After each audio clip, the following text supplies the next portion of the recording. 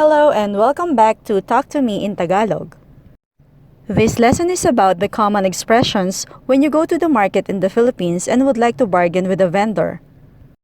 While these phrases will help you get produce or goods at a discounted price, I would suggest that you don't bargain too hard with a seller, especially those that you will find in flea markets. The penny that you're trying so hard to save may badly affect their livelihood, so just play it cool when you bargain, okay? Let's now move on to the lesson. When you approach a market stall, the seller will usually ask you this. Ano pong hanap ninyo? Ano pong hanap ninyo? Ano means what and hanap is to look for. Ano pong hanap ninyo? What are you looking for? You may also hear, ano pong bibilhin ninyo?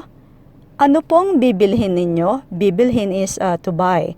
Ano pong bibilhin ninyo? What would you like to buy? To ask for the price, magkano ito? Magkano ito? Or if you wanna be polite, insert po after magkano. Magkano po ito? Magkano means how much. Magkano po ito means how much is this? Magkano po ito kada kilo? Magkano po ito kada kilo? The word kada means per. Magkano po ito kada kilo? How much is this per kilo? Ang mahal naman or ang mahal naman po. Ang mahal naman po. It's too expensive. Pwede pong tumawad. Pwede pong tumawad. Pwede means may I and tumawad is to ask for a discount. Discount in Tagalog is tawad. Pwede pong tumawad. Can you give me a discount? If the vendor would like to give you a discount, he or she will ask you this. Magkano ang gusto mo? Magkano ang gusto mo? How much do you want? Pwedeng blank or the amount that you want na lang po.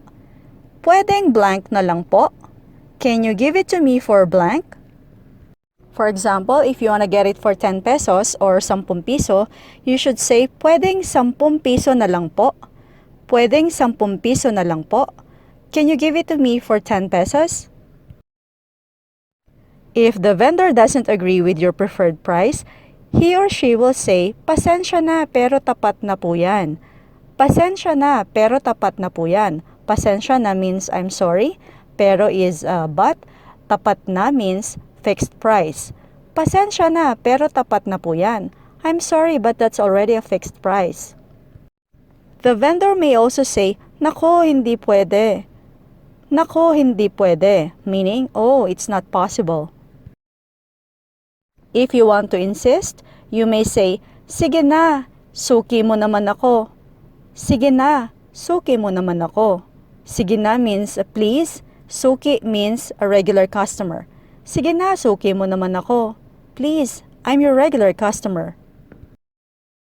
If you wanna buy fruits and vegetables, here's the correct sentence pattern that you may use.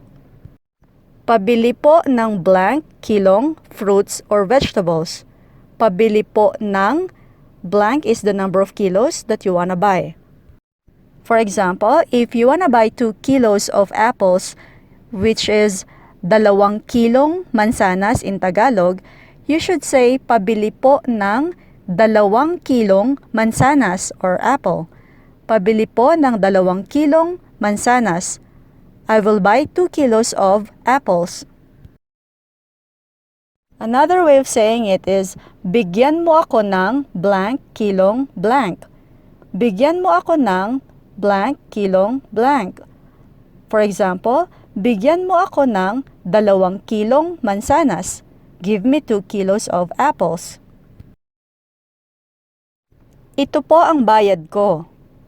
Ito po ang bayad ko. Bayad means payment. Or, bayad ko po. Bayad ko po. These phrases mean, here is my payment. The vendor will say, ito ang sukli mo. Ito ang sukli mo. Sukli is change. Or, sukli mo. Sukli mo. Here is your change. Well, that's all for now. Thank you for watching, and if you like this video, please give it a thumbs up and make sure that you subscribe to my channel. Salamat po!